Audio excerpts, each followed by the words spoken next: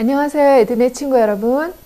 오늘도 선생님과 함께 재밌는 성경 속으로 또 여행을 떠나볼까요? 성막 앞에서 아론과 그의 아들들이 제사장으로서 몸을 구별해 바친 다음에 그 네 아들들은 장막에서 가장 말썽을 부리지 않는 훌륭한 사람들이 되었을 것이라고 우리 친구들은 분명히 생각할 것이에요. 모세가 친히 그들을 모든 백성 앞에서 씻겼어요. 그가 그들에게 아름답고 깨끗한 옷을 갈아입혔어요. 그들 모두가 수양과 수송아지의 머리에 또 손을 얹고 죄를 고백했어요. 그들의 오른쪽 귀와 오른손 엄지손가락과 오른발 엄지발가락에 피를 발랐어요. 만일 그것이 무엇을 뜻하는 것인지 몰랐었다면 그들은 모든 일을 잠깐 동안 행할 수 없었을 것이에요. 만일 그들이 잊어버렸다 해도 그들은 아버지를 볼 때마다 여호와께 성결이라고 쓰여진 말을 보았을 것이에요. 그들은 모든 것을 너무나도 잘 알고 있었어요. 모세는 그들이 애굽에서 나온 모든 청소년의 모본으로서 장막에서 가장 훌륭한 젊은이들이 되기를 하나님께서 원하신다는 사실을 도무지 오해할 수 없을 정도로 잘 설명해 주었던 것이에요. 나답과 아비후, 엘르아살, 이다말에게는 참으로 놀라운 기회가 주어진 것이에요.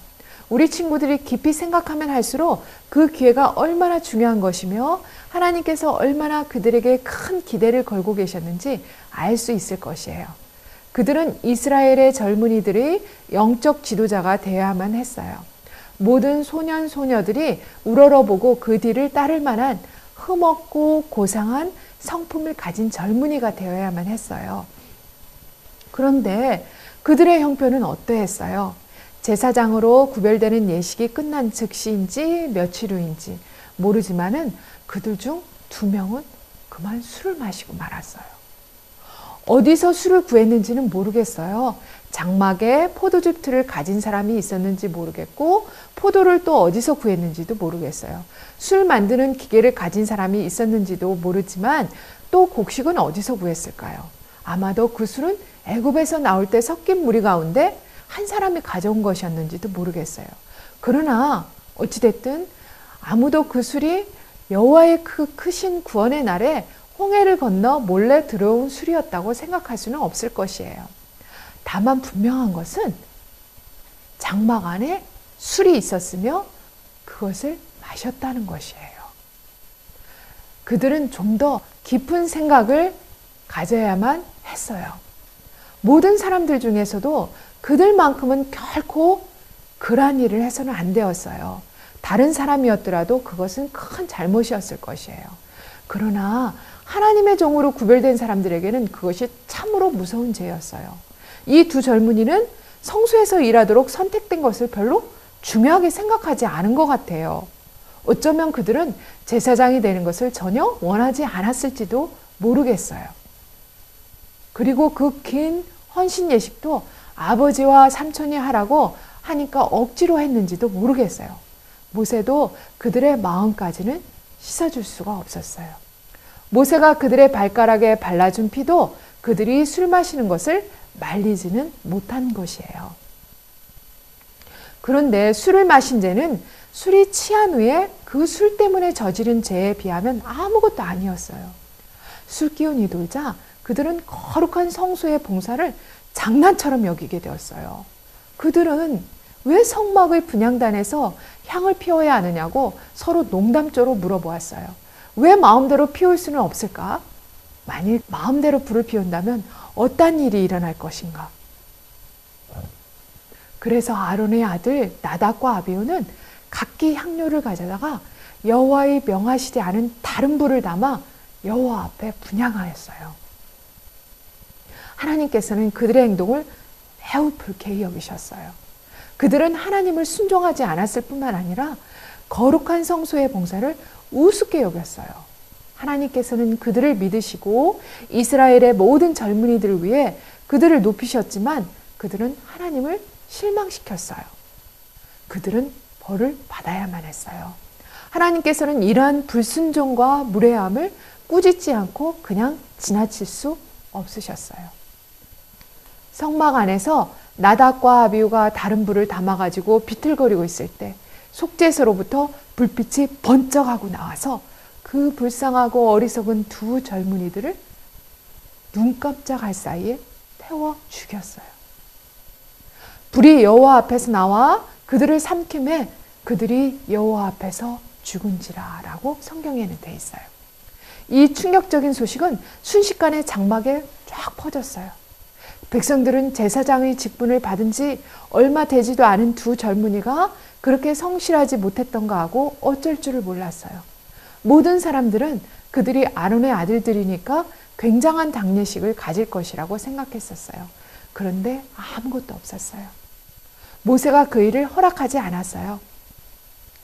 그 대신 그는 두 사람을 시켜서 시체를 장막 밖으로 메어다가 묻어버리게 했어요. 그 악한 두 젊은이들을 위해서는 울지도 말아야 했어요. 심지어는 아론에게까지도 울지 말라는 명령이 내렸어요. 그것은 아론에게 너무 가혹한 것임에 틀림이 없었어요. 두 아들을 잃었을 뿐만 아니라 다른 사람들처럼 마음대로 울지도 못하게 되었으니까요. 그때 여호와께서 그에게 말씀하셨어요. 너나 내 자손들이 회막에 들어갈 때에는 포도주나 독주를 마시지 말아서 너희 사망을 면하라. 이는 너희 대대로 영영한 규례라. 그리하여야 너희가 거룩하고 속된 것을 분별하며 부정하고 정한 것을 분별하리라. 이제 아론은 깨달았어요. 술이 그의 아들들을 앗아간 것이에요. 술이 그들의 정신을 혼란하게 했기 때문에 그들은 거룩한 것과 속된 것들을 분별할 수 없었던 것이에요. 술이 그들로 하여금 그런 어리석은 짓을 하게 하였고 하나님의 신속한 심판에 이르도록 한 것이에요. 나답과 아비후가 죽은 지 얼마 되지 않아서 7주일 동안 성막 위에 떠다니던 구름이 다시 움직이는 것을 몇몇 사람들이 보게 되었어요. 소문은 불길처럼 장막에 퍼졌어요. 구름 좀 보세요! 구름이 가고 있어요! 구름은 정말 움직이고 있었어요. 약속의 땅을 향하여 움직이고 있었어요. 얼마나 신나는 일이에요. 드디어 그들은 시내산을 떠나게 되었어요. 조금만 있으면 그들은 가나안에 들어가게 되는 것이에요. 얼마나 기뻤던지 믿어지지 않을 정도였어요. 백성들은 길을 떠나기 위하여 열심히 짐을 꾸리고 천막을 걷었어요. 소떼와 양떼들을 한데 모았어요. 황소들을 수레에 붙들어 메었어요. 레위인들은 미리 만들어 놓은 보자기로 귀한 성전 기구들을 덮고는 성막의 각 부분을 분해하여 휘장을 둘둘 말아 옮기기 시작했어요. 모든 사람들은 이내 행진을 막 시작했어요. 그들은 3일 동안 여행을 했어요. 구름이 다시 한번 멈춰섰으므로 레위인들은 그곳에 성막을 세우고 12지파는 그 주위에 천막을 쳤어요. 백성들이 처음에는 무척 기뻐했어요. 애굽을 떠나던 마지막 날 밤 이후로 그날처럼 기쁜 날은 없었던 것 같았어요. 그들은 마침내 목적지에 가까이 이르렀구나 하고 생각했어요. 꿈속에도 그리던 가나안에 그들은 곧 들어가게 될 것이었기 때문이에요. 그러나 사람들은 그렇게 생각하고 있었지만 사실은 그렇게 되어 있지 않았어요. 그들은 아직도 가나안에 들어갈 준비가 되어 있지 않았거든요. 아직도 많은 교훈을 배워야만 했어요. 그들은 홍해에서 하나님의 기적을 보았어요. 시내산에서 하나님의 음성을 들은 적이 있어요. 여러 달 동안 그들은 하나님께서 내려주시는 만나를 매일 먹어왔어요. 그런데도 그들은 그분을 진심으로 사랑하지 않았어요. 아직도 그들의 믿음은 너무 약했어요. 새로운 장막에 거한 지 며칠이 되지 않아 그들은 또다시 불평을 터뜨린 것이에요. 어떤 사람은 이런 불평, 다른 사람은 저런 불평을 늘어놓았어요. 어떤 사람은 무서운 사막이 싫다고 시내산으로 다시 돌아가기를 원했어요. 어떤 사람은 소떼에게 먹일 풀이 넉넉하지 않다고 투덜거렸고 다른 사람은 너무 가나안이 멀다고 말했어요. 백성이 여호와의 들으시기에 악한 말로 원망하며 여호와께서 들으시고 진노하사라고 성경에 돼 있어요. 그래서 장막에 불이 났어요. 많은 사람들이 타 죽게 되었어요. 백성들이 모세에게 도움을 청했을 때 모세는 하나님께 기도했어요. 그래서 불은 꺼지게 되었어요. 그러나 이러한 일도 그들의 불평을 오래 멈추게 하지는 못했어요. 그들의 불평은 또 다시 시작되었어요. 이번에는 이스라엘의 애굽에서 나올 때 같이 나온 잡족 중에 여럿이 불평을 하기 시작했어요. 이스라엘 사람들이 곧 그들에게 같이 가담을 해서 불평을 했어요. 이번에는 음식이 문제가 되었어요. 그들은 이제 만나가 질려서 고기만을 원했어요. 누가 우리에게 고기를 주어 먹게 할꼬? 우리가 애굽에 있을 때 값없이 생선과 외와 수박과 부추와 파와 마늘들을 먹은 것이 생각나거늘 이제는 우리 정력이 쇠약하되 이 만나 외에는 보이는 것이 아무것도 없도다. 그들이 만나라고 이야기할 때 그 말 속에는 비웃음이 섞여 있었어요. 하나님께서는 이것을 불쾌히 여기셨어요.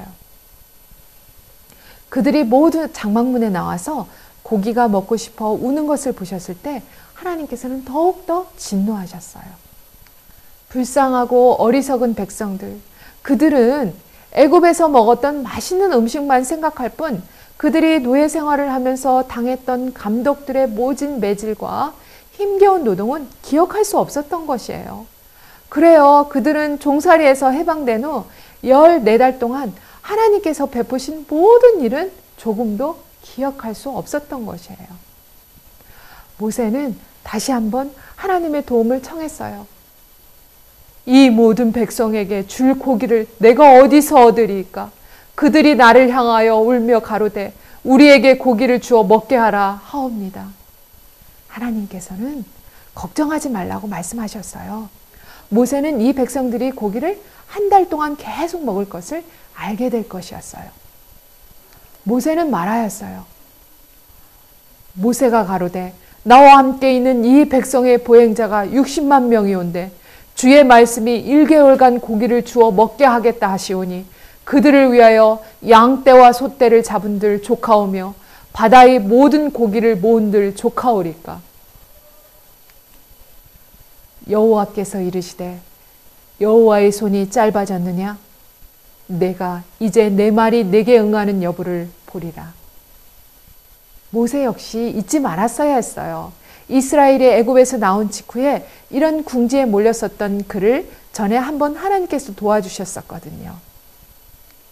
다음 날 홍해로부터 바람이 불어오기 막 시작했어요.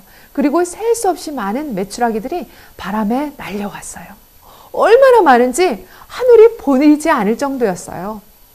새들은 땅에서 약 1m 정도의 높이로 매우 낮게 날았기 때문에 그것들을 막대기로 두드려 잡거나 맨손으로도 잡을 수 있었어요.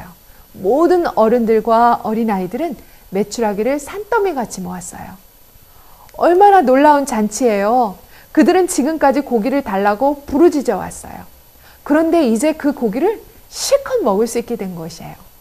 날마다 끼니마다 그들은 메추라기만 먹었어요.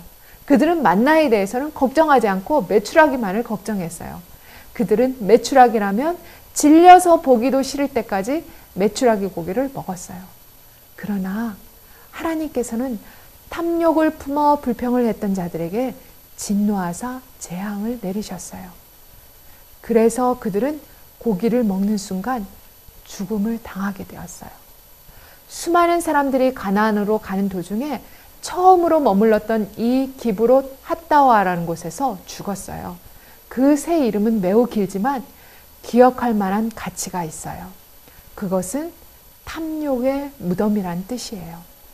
그곳은 바로 먹는 것에 욕심을 내었던 자들이 묻힌 곳이었어요. 우리 에둔의 친구들 중에도 혹시 식탐이 있는 친구들이 있나요? 오늘 이야기를 교훈으로 먹는 것에 불평하지 않고 어머니께서 정성껏 해주시는 우리 몸을 정결하고 거룩하게 해줄 음식을 감사히 먹는 친구들이 되었으면 좋겠네요. 네, 여기까지 여행을 또 마치고요. 다음 시간에 또 여행을 해보도록 할게요. 안녕히 계세요.